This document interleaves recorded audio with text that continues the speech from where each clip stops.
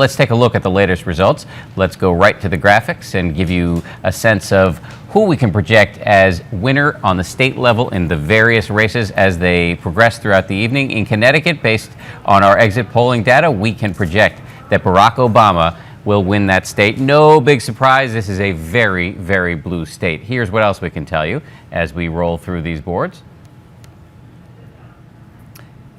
In North Carolina, the projected winner is the governor there. That's Pat McCrory in a tight race in North Carolina.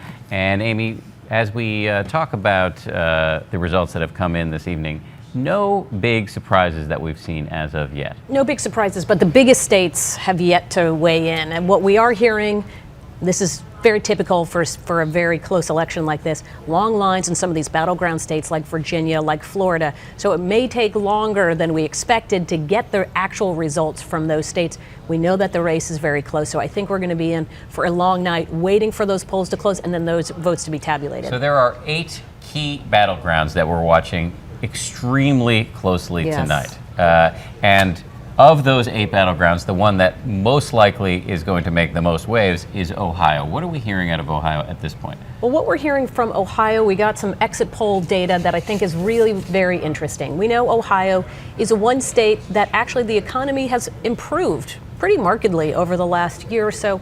A lot of folks pointing to the auto bailout as being the reason for the success of the Ohio economy. And when we look at the exit polls here, 59% of voters in the state of Ohio saying that they approved of the auto bailout, and of that 59% who said they thought that was a good thing, 3/4 of those people said that they approved of Barack Obama. The auto bailout will turn out to be perhaps one of the big reasons. If Barack Obama wins, the auto bailout may turn out to be one of the top reasons why he gets to keep his job. That's exactly right. And I think as we're watching that state's vote come in, we're going to be looking in the northwestern part of the state where the auto industry is strongest. But we're also going to be looking toward the eastern part of the state where coal is king, coal and autos, really determining the vote in that state. Mitt Romney hoping that the folks who are working for the coal industry, they're going to stick with Mitt Romney because Mitt Romney has made the case over and over to them that Barack Obama is not on their side when it comes to that issue.